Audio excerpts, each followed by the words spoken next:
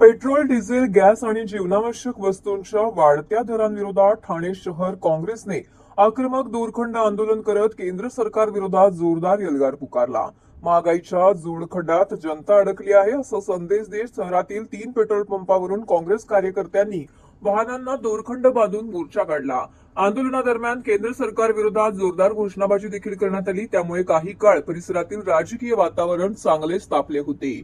या आंदोलनाचं नेतृत्व ठाणे शहर जिल्हा काँग्रेस अध्यक्ष राहुल पिंगळे यांनी केले। शरीराला दोरखंड बांधून वाहन हाकत त्यांनी केंद्र सरकारच्या आर्थिक धोरणाविरोधात अनोख्या पद्धतीनं निषेध नोंदवलाय। इंधन दरवाढ कमी करा, महागाई रोखा, सामान्यांना दिलासा द्या अशा घोषणांनी परिसर दणाणून गेला। काँग्रेस कार्यकर्त्यांनी हातात फलक घेऊन केंद्र सरकारच्या धोरणांविरोधात संताप व्यक्त केलाय। वाढत्या इंधन दराचा थेट फटका सर्वसामान्य नागरिकांना बसत असल्याचा आरोप आंदोलनकर्त्यांनी केलाय। पेट्रोल, डिझेल दरवाढीमुळे वाहतूक खर्च वाढला असून त्याचा परिणाम भाजीपाला, अन्नधान्य, दूध, गॅस, इतर जीवनावश्यक वस्तूंच्या किमतीवरती होत असल्याचं त्यांनी सांगितलंय। सामान्य नागरिकाचे महिन्याचे बजेट कोलमडले असून केंद्र सरकारने इंधनावरील करवाढ तातडीने कमी करावी अशी मागणी केली आहे।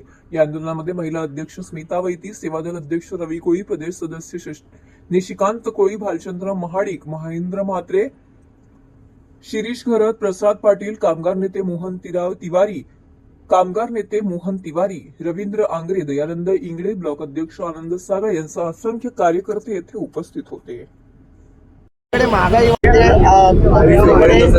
शेतकऱ्यांचं देखील मोठ्या प्रमाणात नुकसान डिझेल आणि पेट्रोल वाहतूक होत आहे। तुम्ही या ठिकाणी गाडी ओढत अनोखं आंदोलन केलेलं आहे, काय सांगू? बघा, या दरवाढीचा जो परिणाम आहे समाजातल्या प्रत्येक घटकावर होतोय। आपण म्हणतो की जीवनावश्यक वस्तूंचे भाव वाढतात, महिलांचं बजेट कोलमडतं, परंतु आता शेतकऱ्यांच्या पंपांना डिझेल सुद्धा त्या ठिकाणी मिळत नाही। या देशाचं भविष्य असलेला जो विद्यार्थी आहे तो शाळेमध्ये जाण्यासाठी त्यांच्या स्कूल बसेसला सुद्धा त्या ठिकाणी डिझेल मिळत नाहीये। त्यामुळे अशा प्रकारचे निर्णय घेण्यात आले की आठवड्यातल्या 3 दिवस ते चालवलं पाहिजे। त्यामुळे प्रत्येक घटक हा या ठिकाणी भरडला जातो।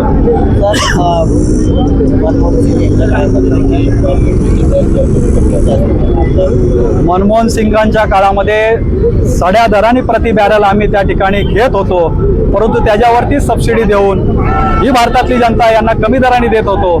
किंबहुना त्याच्यापेक्षा सुद्धा कमी दर या ठिकाणी आहे, तरी सुद्धा हे सरकार चढ्या दराने देत आहे। या आधी सुद्धा यांनी चढ्या दराने विकलेलं आहे आणि चढ्या दराने विकून करोडो रुपयाचा प्रॉफिट त्या ठिकाणी त्यांनी केलेला आहे। परंतु हरदीप सिंग पुरी येऊन त्या ठिकाणी सांगतात की 1000 कोटी रुपयाचं आम्हाला त्या ठिकाणी नुकसान होत आहे, परंतु अतिशय फसवी अशी त्यांची घोषणा आहे। ते 12 तारखेला सांगतात आणि 14 तारखेला HPCL त्या ठिकाणी डिव्हिडंड जाहीर करते। त्यामुळे कुठल्याही प्रकारची भूमिका त्यांची सर्वसामान्य नागरिकांबद्दल नाही।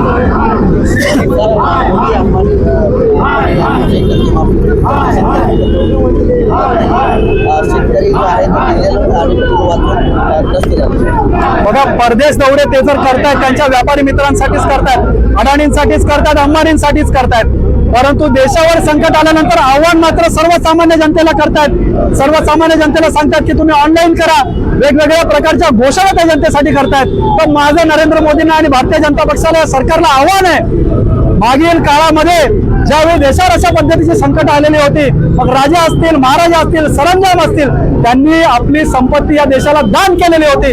तर नरेंद्र मोदी यांनी अडाणी असतील, अंबानी असतील किंवा मोठमोठे व्यापारी असतील, त्यांना सांगावं की त्यांनी आपली अर्धी संपत्ती या पॅनिक सिच्युएशन मध्ये देशाला दान करावी।